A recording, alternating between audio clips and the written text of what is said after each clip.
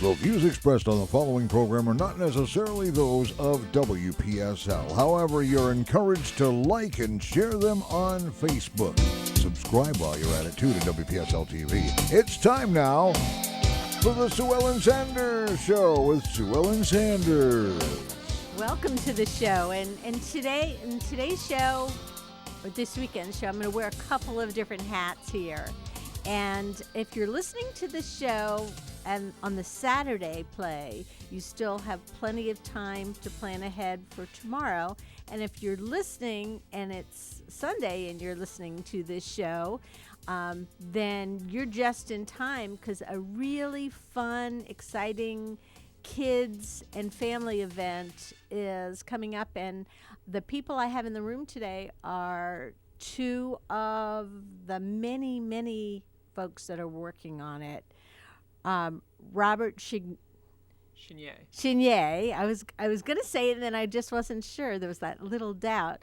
Is with the City of Port St. Lucie Parks and Rec Department, and he's been helping with the planning of this event. And Robert's here, and he's going to not just talk about Kid Mania, which is an interactive literacy festival that's taking place at Minsky Gym in Whispering Pines Park Sunday 1 to 4 p.m. that they're participating with, but he's also going to be talking about City of Port St. Lucie, other services for children, of which there are many. And the other person I have in the room with me today is Tony Loop. He is the CEO of the Early Learning Coalition of St. Lucie County, and they are the driving force behind the Kid Mania event and also champions of early childhood education in St. Lucie County. Welcome to both of you. Thank you. Thank you. So let's start out by talking about the purpose of Kid Mania. Why have a big family festival for families in Port St. Lucie? Well, so this was actually something that we had been wanting to do in our organization for quite a while.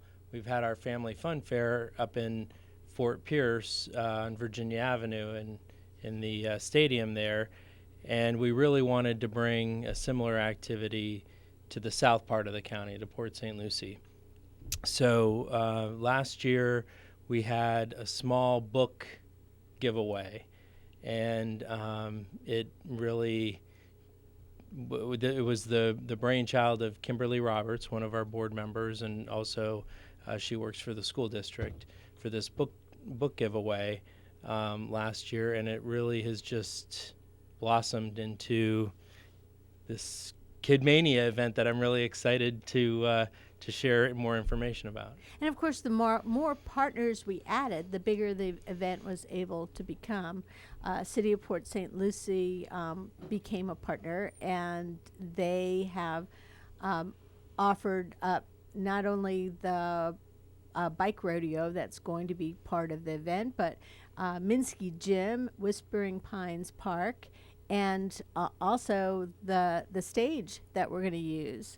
And Children's Services Council stepped up to the plate with a sponsorship, which gave us the ability as the Early Learning Coalition to expand beyond the earlier years and to reach families and fund more events for the children up to middle school age or so.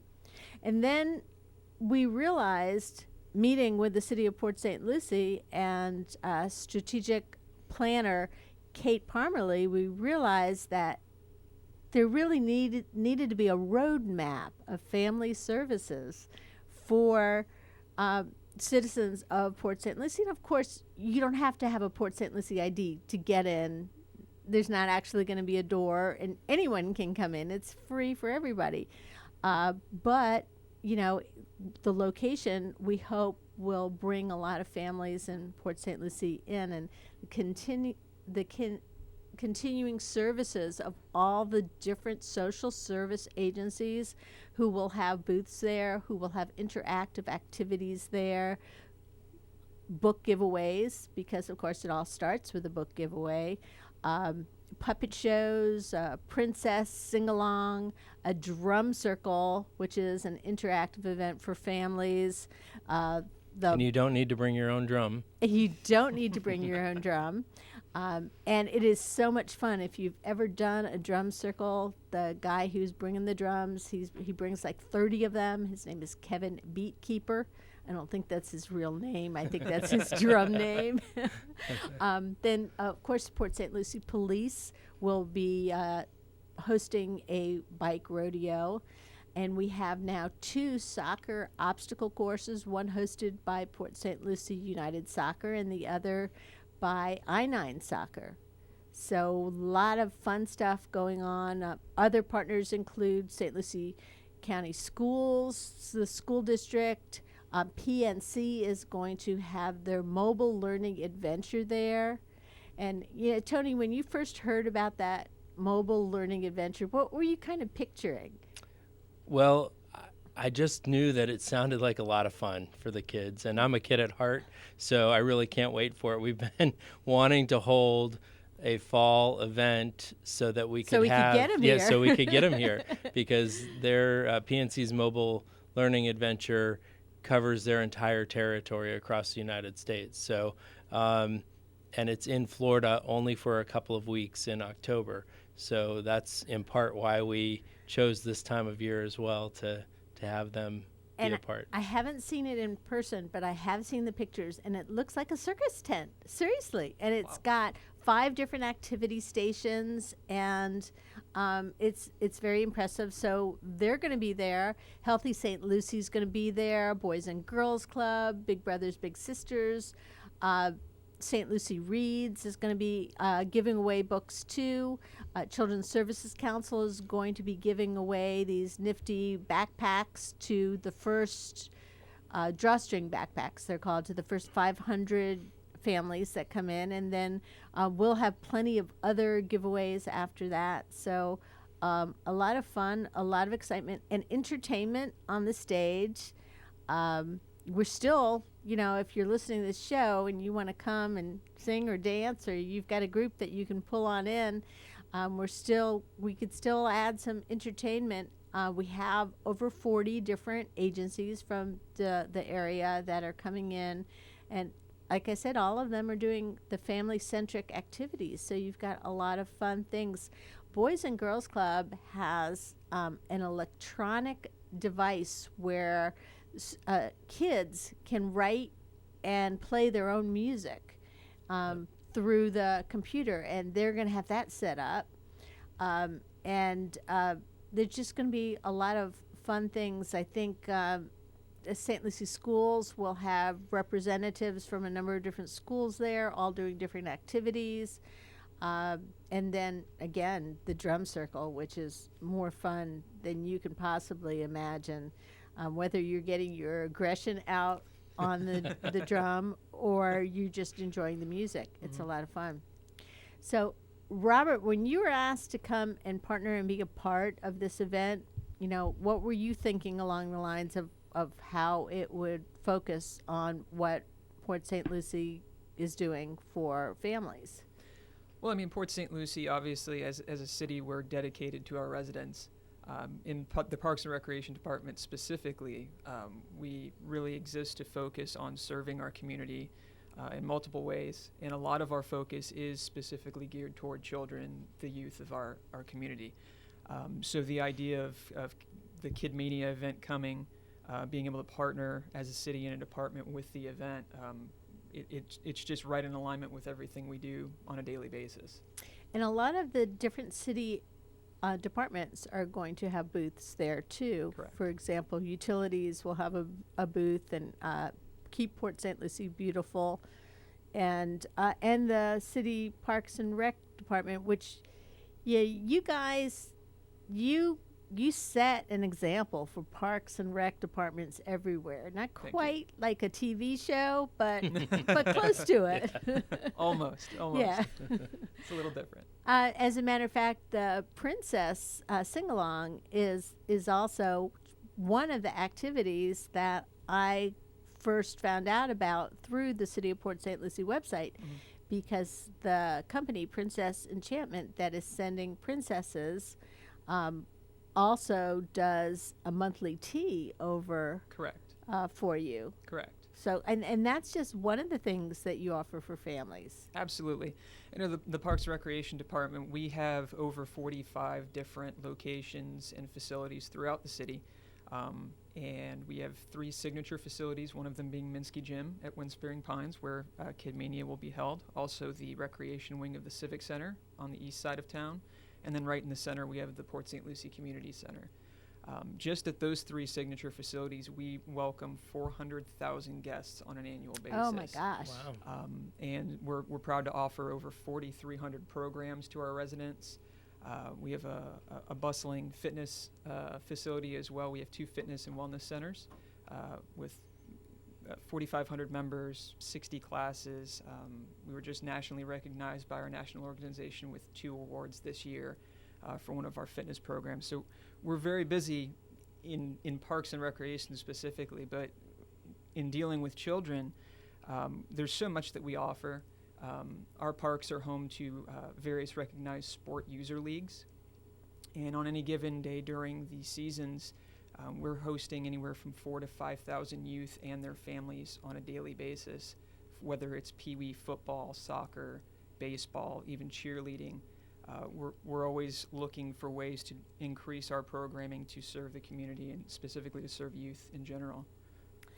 If people want to get more information about Parks and Rec, you have a pretty well-developed website. But one of my favorite things about your website, and I was doing this last year when I was looking for the location, the perfect location for Kid Mania, is before I went to the meeting with Kate and the rest of the Port St. Lucie staff, I wanted to have an idea of what I wanted to ask for.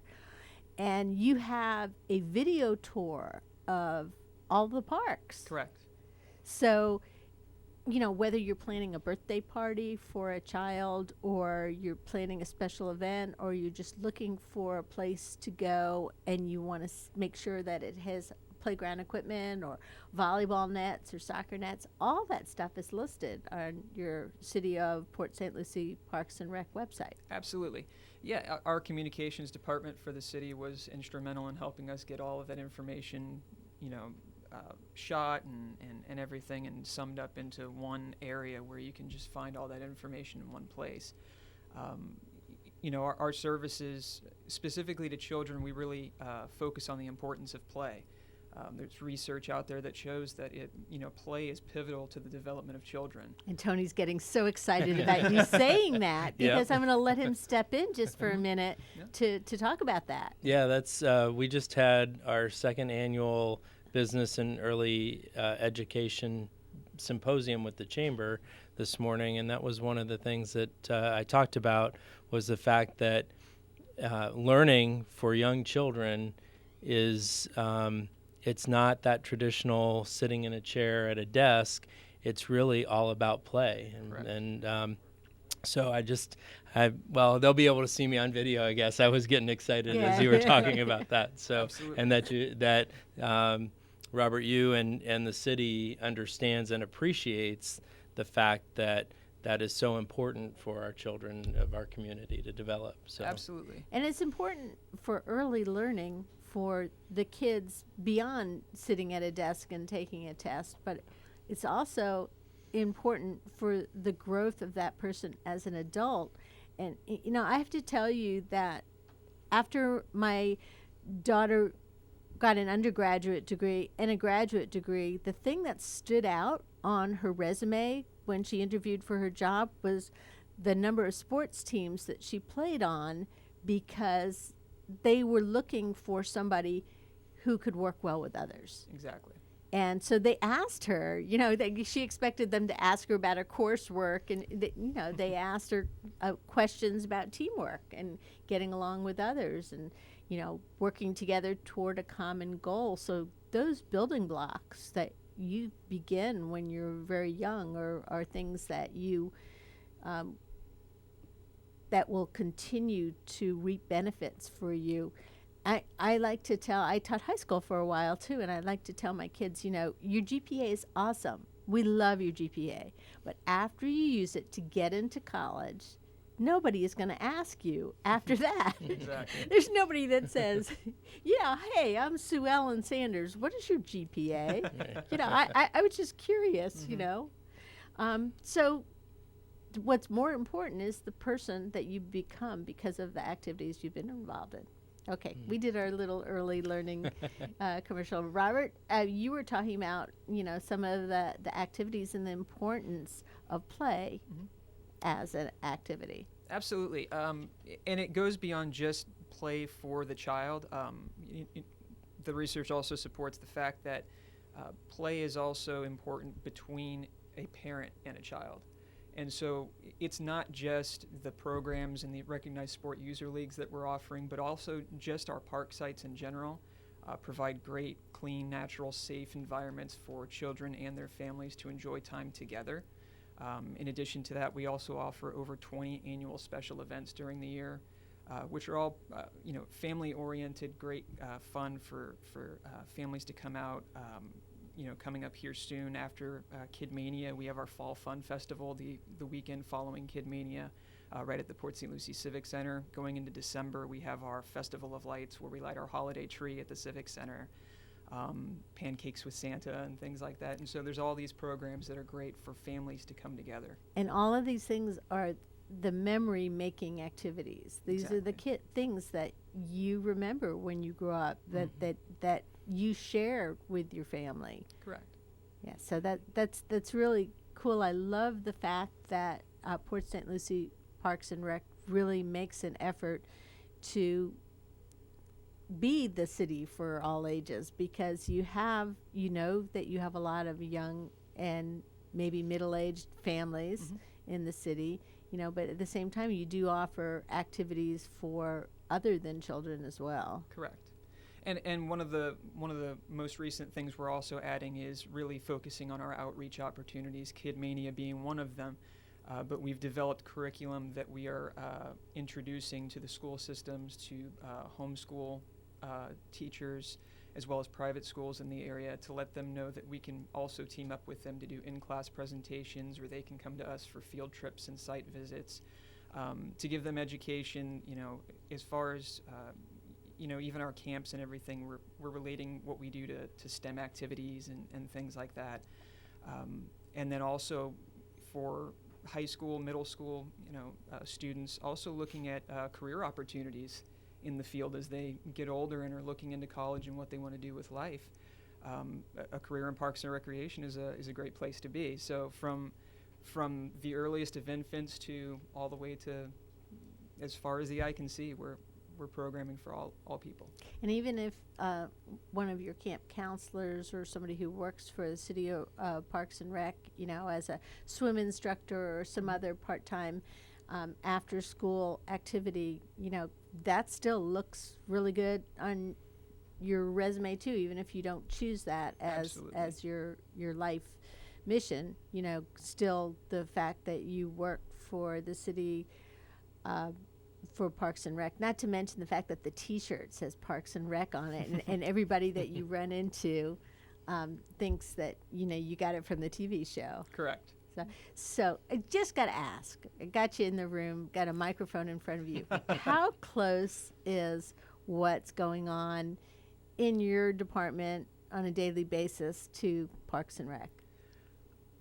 You know, that's a great question. I would say this: Parks and Recreation is an adventure every single day of the week. There's never the same day twice, and that's positive. That's a great thing, because we're always meeting needs, and the people's needs change on a daily basis, and the weather changes on a daily basis. Yeah. So with all of that, it's just an adventure, but it's a great adventure to be on every day of the week. It is, and you know, that's the thing about a lot of the activities that you plan, that they are weather dependent. Correct. So we're in Florida, and it could be raining 5 minutes and then sunny for the next 2 hours, and then rain again for 5 minutes. Yeah. So you have to be flexible. Absolutely. You got to have a backup plan. Yeah. And we always plan around that just in case. And even, you know, for for just our facilities in general, obviously with Minsky Gym and the recreation wing of the Civic Center, we have indoor facilities for basketball, volleyball, different programs and classes. So not everything for Parks and Recreation is based outside. So we offer both. If you want to play a sport and you don't have a team yet, or if your child wants to play a sport, can you join a team through Parks and Rec, or do you have to have the team and then be part of a league? So most of our youth leagues are run by recognized users, and you can get in touch with them through the Parks and Recreation. However, Parks and Recreation does offer its own junior basketball league during the year. In fact, we're in the middle of doing drafts and everything about that right now. And one of the key things for us is also our volunteer base. We rely so heavily on our volunteers, especially in our junior basketball league. Whether it's referees or coaches, really our volunteers are there really helping build into these children's lives, but also assisting the city in providing all these much needed services and programs. So you're always looking for volunteers as well. Absolutely. If people want to volunteer for the City of Port St. Lucie, how do they go about doing that? So they can visit the city's website, which is cityofpsl.com, and right on there will be a link to be able to click that says I'd like to volunteer. Those are volunteer application process is handled through our Human Resources Department, but as long as you're 16 years old, you can apply to become a volunteer and serve with the city.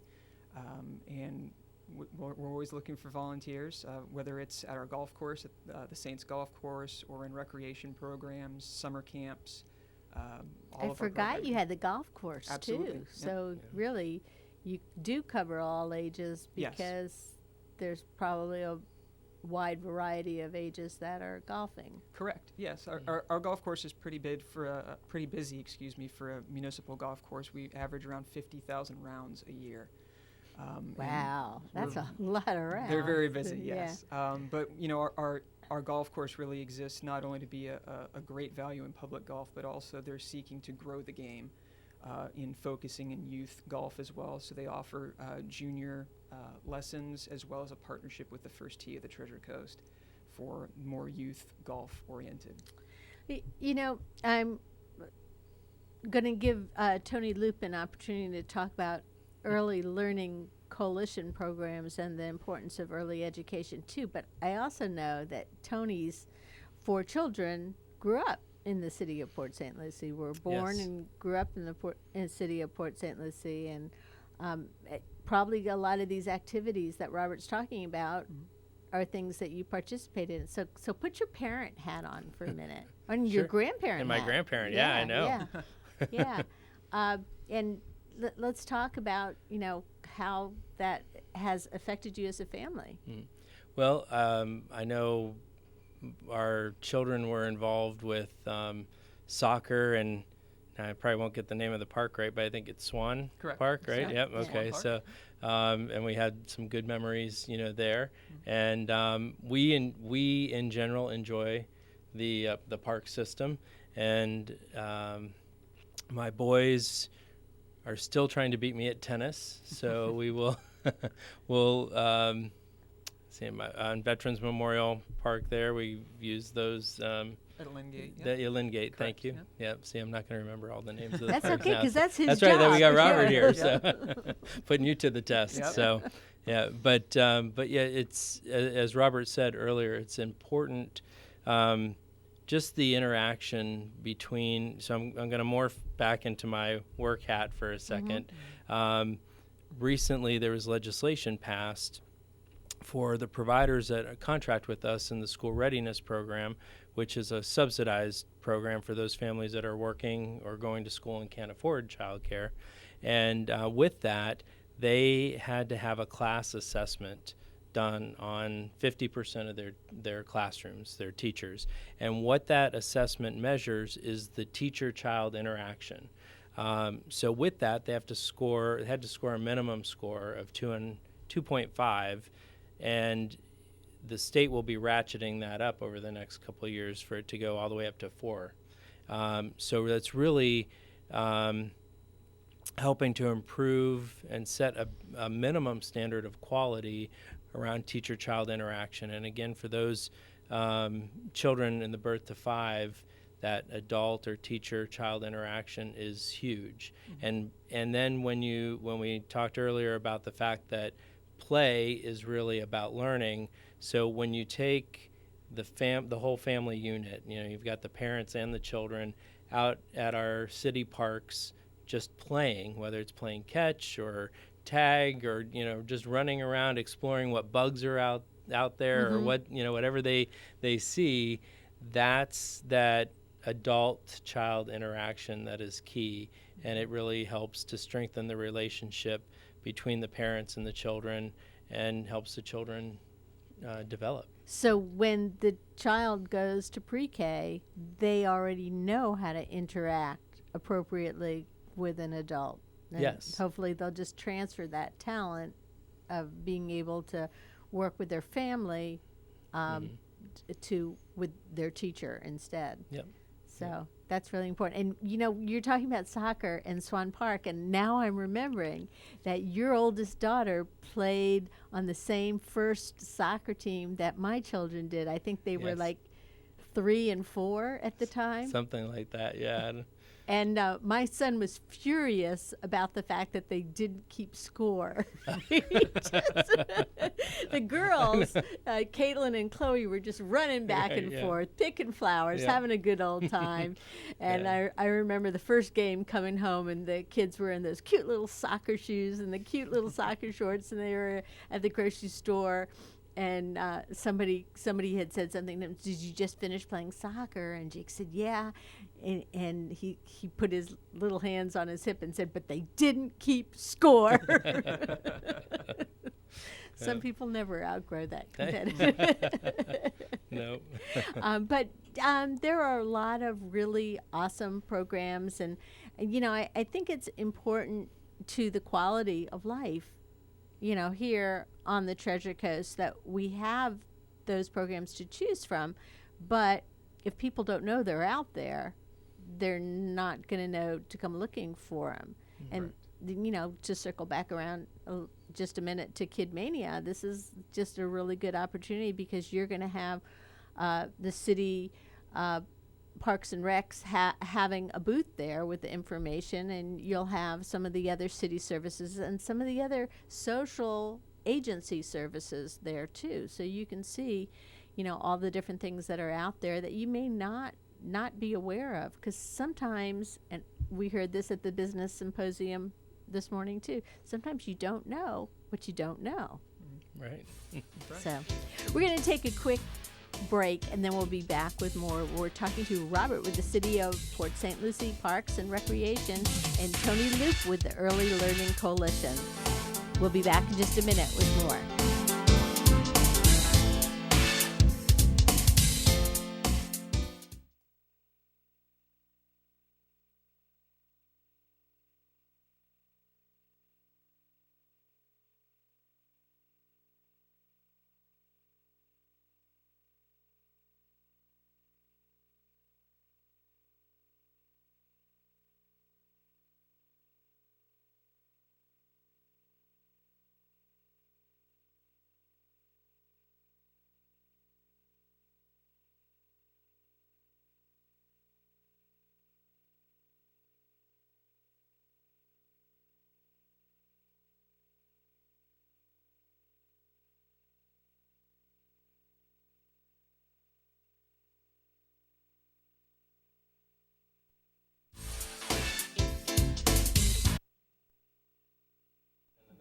We were a part of it.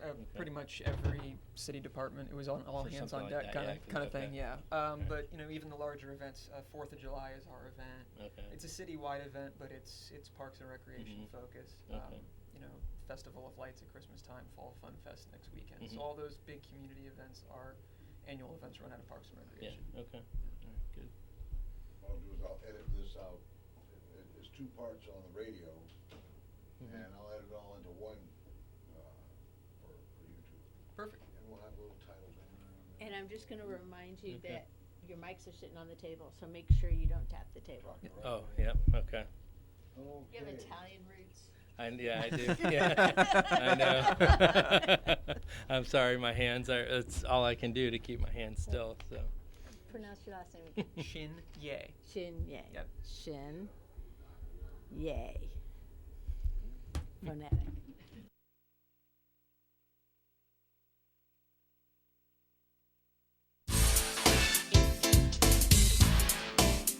We now return to the Sue Ellen Sanders Show.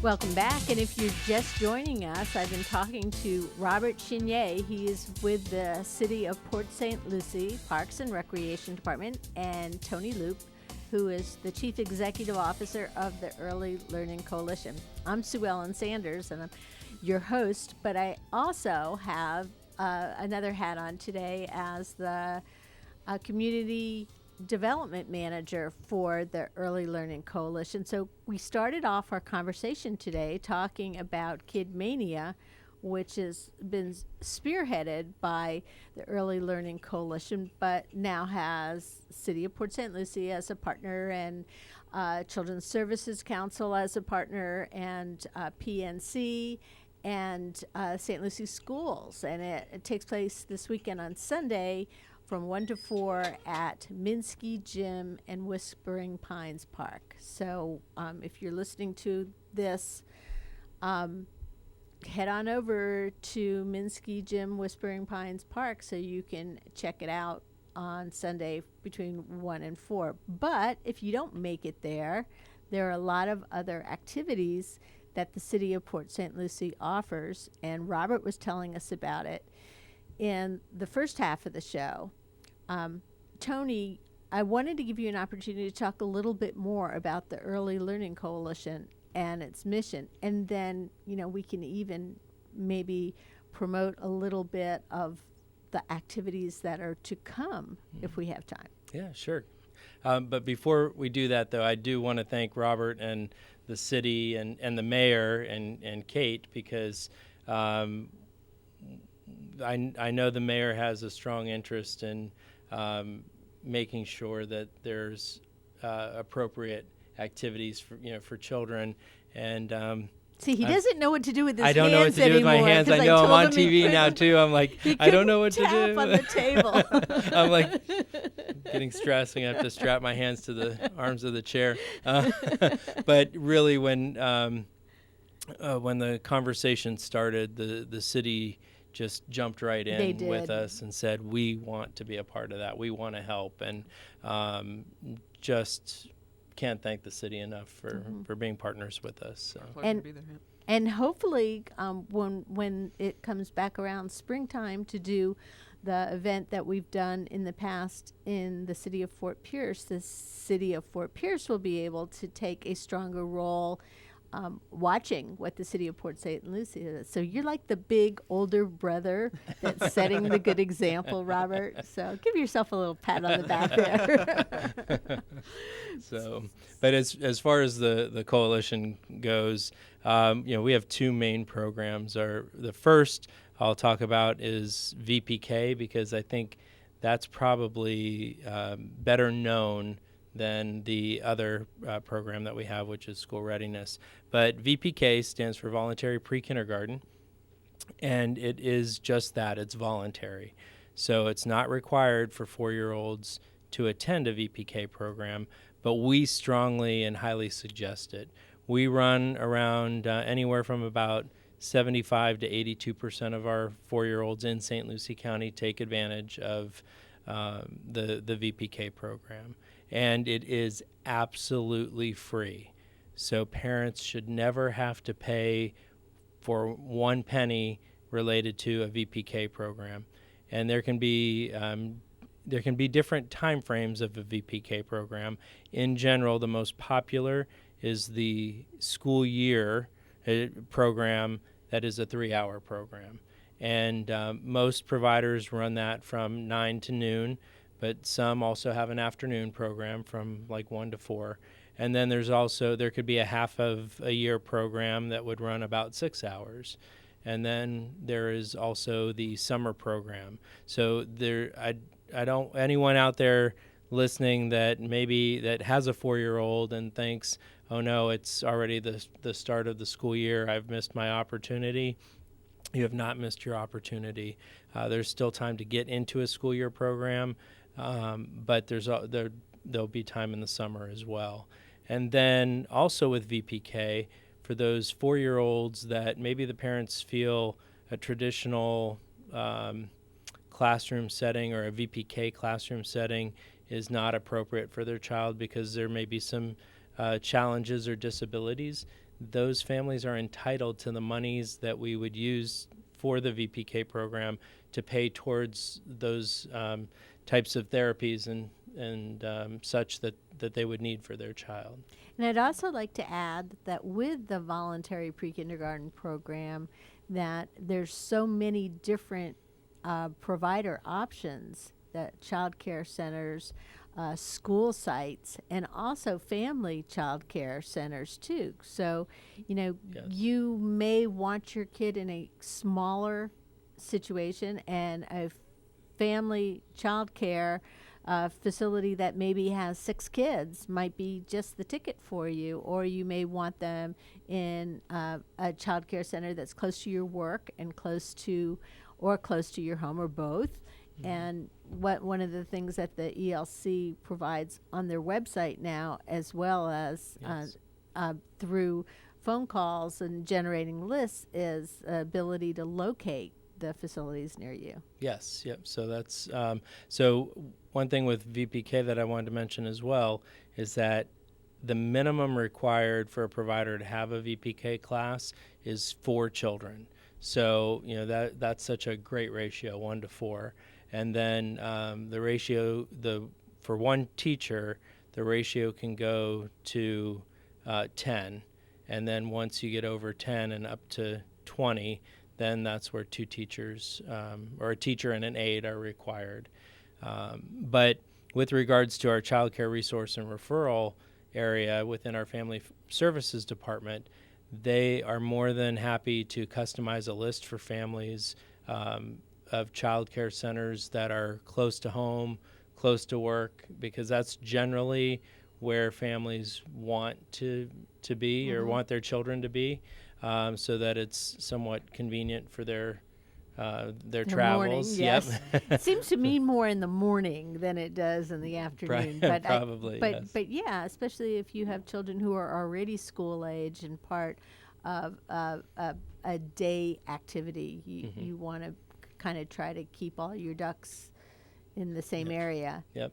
And we can also give the families information on how to choose a child care center that's best for them, because just because a child care center may have new technology or shiny brand new toys doesn't mean that may be appropriate for their child. So we have a checklist that we can give the families. We also let them know to look on the DCF website so that they can see if there are any violations or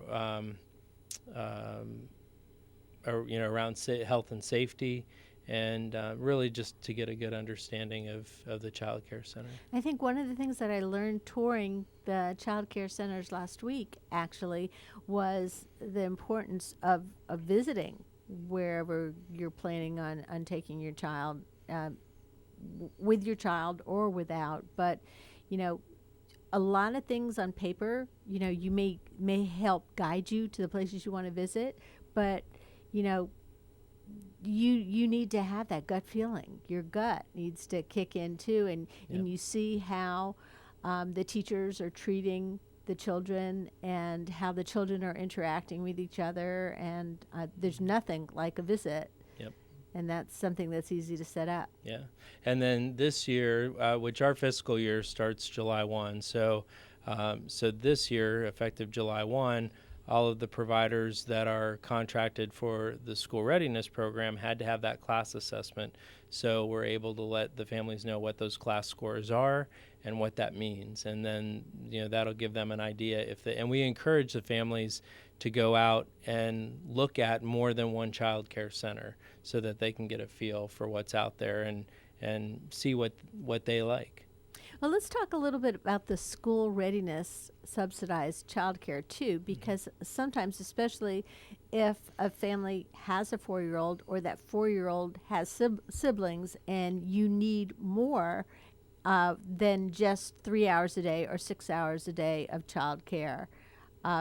You might need to apply and qualify for the subsidized childcare that's called school readiness. Yes, that's correct. So with the school readiness program, it is income qualified and purpose qualified. So what we mean by that is that families have to qualify based on their income. And for the most part, we have a couple of different programs all within the school readiness funding piece that will allow us to help families up to 200% of the federal poverty levels. So you may not necessarily know what that is, but we encourage everyone to apply. So if Because we do. that's yes, we know what it is. We've That's got right. that information. Yep. So And the other important thing to remember, because you were talking about school readiness, is the voluntary pre-kindergarten, there is no income qualification. that's correct. So people who are making the big bucks still get the same amount of hours of free VBK, because the purpose of that free voluntary pre-kindergarten is to encourage all children to have some voluntary pre-kindergarten before they go into kindergarten, because it's proven that they're more successful in kindergarten when they've had some experience Yep. in that type of setting. Yeah, definitely. So yes, really the only qualification for VPK is that the child turns 4 on or before September 1st. So it's very much like the school district with starting kindergarten. They have to be 5 on or before September 1st. So for VPK, it's 4 on or before September 1st. And the enrollment, even though enrollment is ongoing for VBK and school readiness, but the enrollment for next year's program begins January 1st, 2020. Correct. Yep. And why is that important for people to know? Why is it better if your child is turning 4 next year before September 1st or on September 1st to register early? What would be the purposes of that? Well, the sooner they get the child registered, then the sooner we can give them their certificate, and they need that certificate to take to the child care center so that they can ensure or lock in their child's place or seat They get in that classroom. more of a selection of seats. Yep. And also, St. Lucie Schools, I know, has the VBK program in select schools, but there is a limited amount of seats available. And so it's first come, first served as far as sign up. Well, so with the school district, there is a first come, first serve piece with that process, but they do actually interview every single child and family. And the school district makes an effort to work with children that may have disabilities. Special circumstances. Or may also be of low-income families as well. So they do, because of the funding, the Title I funding that they receive to help cover a portion of the day. Not to be confused, the VPK classroom, those children will have about a 6-hour day. It'll mirror the school day, but only 3 hours of that is VPK. So the remaining time is covered by the federal Title I dollars. So that's why it's important, or that's why the school district goes through the process that they do to determine what children will ultimately go into their classrooms. So, and they changed that system up probably about maybe even 4 or 5 years ago now. So it is important to get the best selection if you're looking at a voluntary pre-kindergarten program for your children or grandchildren.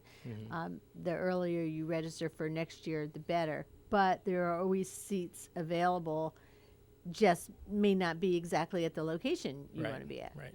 And if your child is already in a child care center that offers VPK, and they'll be turning 4 on or before September 1st of 2020, then I'm sure that your child care center, as long as that's the child care center, that's right for your child, and we're making that assumption because your child's there, Yeah. and they offer the VPK, I'm sure that child care center is going to work with you, for To the get you child to in, continue yeah. to move into the VPK classroom. So And that continuity is so important too. it is very important. We went last week to visit one of the family child care centers, and she was talking about the fact that she's got kids who start as infants, and then they just stay with her all the way through. And then once they start regular public school, and their buses or grandparents or something drop them off after school, and she also provides that after school. The big kids end up taking care of the little kids, not because they have to, because they're trying to set the example, Right. kind of like the city of Port St. Lucie does.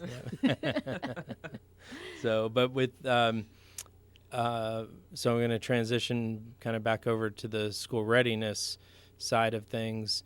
So as long as they qualify based on their income and they're working at least 20 hours a week and or going to school, we can most likely get them into, at a minimum, a part-time care where we would cover, part, maybe only a couple of days a week or half days and such. So there is part-time care that they can qualify for based on the hours of need, and then there's full-time care. And you call that purpose of care. So That's they either have to be working part-time at least 20 hours, or they could be going to school. The parent could be going to Correct. school. And it can be a combination of both. Yeah. So, but if a parent is a full-time student, so we look at the credit hours that they're putting in, and then we also, and even with working, we can allow for travel time as well. So let's say if somebody's out there and they're working 18 hours a week, but it takes them 30 minutes of driving from home to work, and then another 30, that's an hour a day. We can add those hours in. You could work to, with them. yeah, that's great. an allowable, qualification piece because of the travel time. Awesome. So the kind of the third leg of the stool with Early Learning Coalition is, the promotion of the importance of early education for children. And, that's something, we assume if you're working in education that people know that it's important, but really it's important to communicate that information to everybody, because never know when a neighbor or somebody is just wondering, so why would you want to send a 3-year-old to some kind of program, some kind of interactive program? Why do you want to read with your baby? And it's because 80% of their brain is formed by the time they're about 3 years old. Yeah. Yes. So and also excuse me, at that age of 3, and actually after the age of 3, if the child is not actively using pathways that were created, the brain will do a natural pruning of The things that aren't being used. The things that aren't being used. So Yes. talk about use it or lose it. Right. Big time. Yep. So there's kids that have activities or learning that attaches to the things that they're learning. When they can attach it to something that they already know or something they see, then they're more likely to remember it, and it becomes part of their growth, and that pathway stays. Mm-hmm. But Yes. if they might see something one day and then never repeat it again, then that pathway dries up and goes bye-bye. Mm-hmm. Yep, Yeah. that's the one example that was given to me when I heard this information was that a child that that in their natural language is speaking Spanish. So if you're a child or up through 3, and if you don't learn how to say the letter J, that after, or if you do learn it and then you don't use it anymore after the age of 3, then it will prune that away. And so when you think of someone speaking Spanish, that is their natural language, if they haven't ever learned how to say the letter J like we say in English, they won't be able to yeah, do they're it. not. Wow, Yeah. that's interesting. And there are a lot of other programs at the Early Learning Coalition. They either partner with another agency, for example, Tykes and Teens or Big Brothers Big Sisters or the United Way, or of course Children's Services Council, which is a big part of our funding. Yep.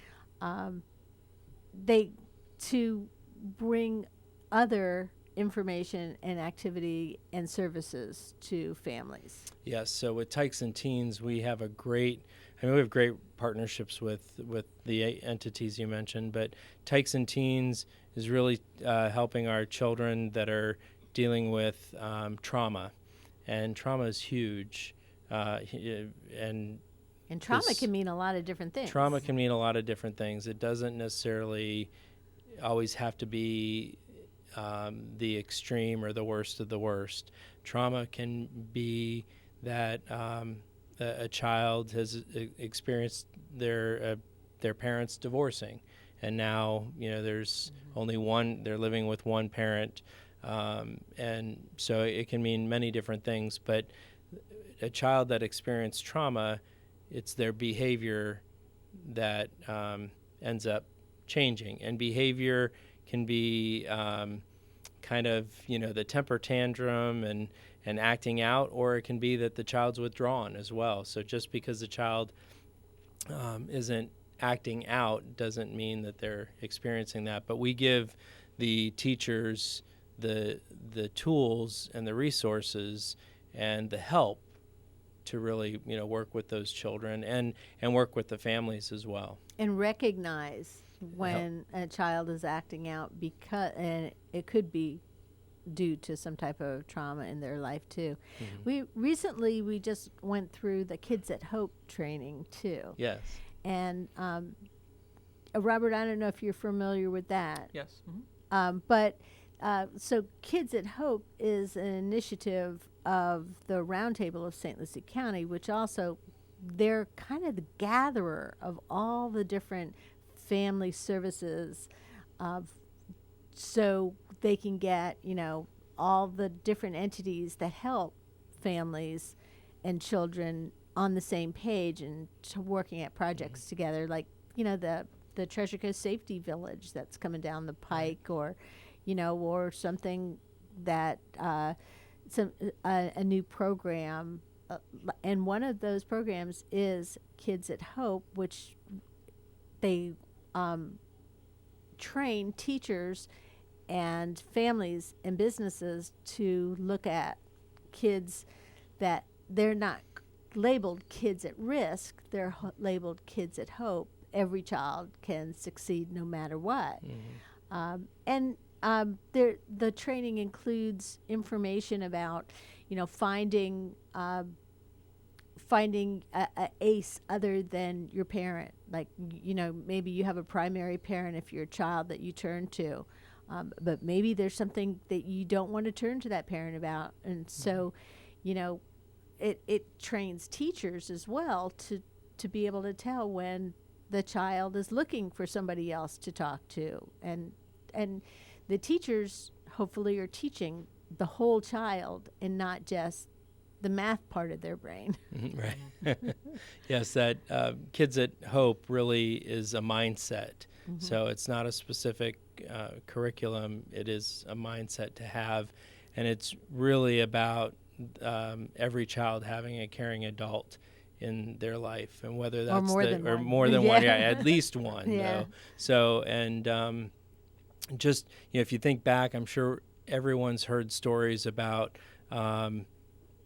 young men and women saying, well, if it wasn't for Mrs. Jones or Mr. Smith or, my 10th grade teacher, my 8th grade teacher that believed in me and really pushed me to be, where I am today, I wouldn't be here today. And that's ultimately what it is. It's true, and it's funny that sometimes you get that reinforcement, even if you have two parents at home, but still you get to a point in your age where you don't really believe what mom and dad are telling you. Well, they're just telling me that I'm good at that because they love me and they have to tell me that. And then the first time the teacher tells you that, like, ooh, well, really, I am good at that. I can do that. So it's a, it truly takes a village. And, that's one of the things that, I'm so happy about, the Kid Mania event itself is an event that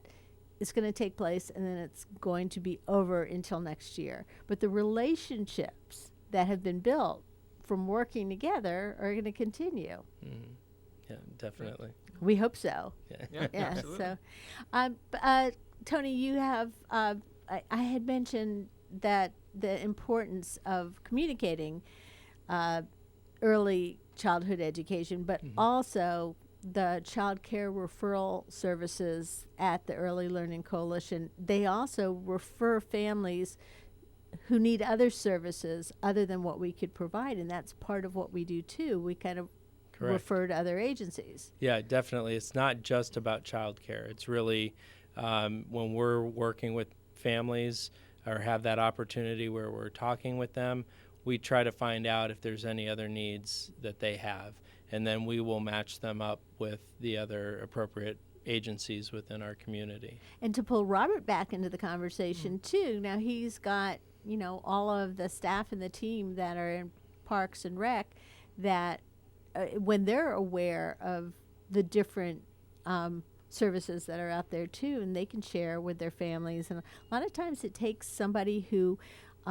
is trusted and somebody that you see every day, like, for example, maybe a camp counselor or a coach or a ref or somebody that you see on a regular basis that can give you information that you believe people are out to help you. Absolutely. Mm-hmm. Definitely. One thing I want to mention real quick that I can't believe I forgot is that with our both programs, VPK and School Readiness, everything is so convenient for families to apply for either one of those programs because it's right online. It is. You just have to go to our website, www.elcslc.org, and you can find the parent portal and apply for either program. And it's also important for us to mention that a great deal of the funding for Early Learning Coalition comes from the Office of Early Learning, Florida's Office of Early Learning, and there also the website will attach to them too, so you can go right up there and check out the other services that you could get. So for example, if you don't live in St. Lucie County, if you live in another county or if you move to another county, there'll still be services that can help you.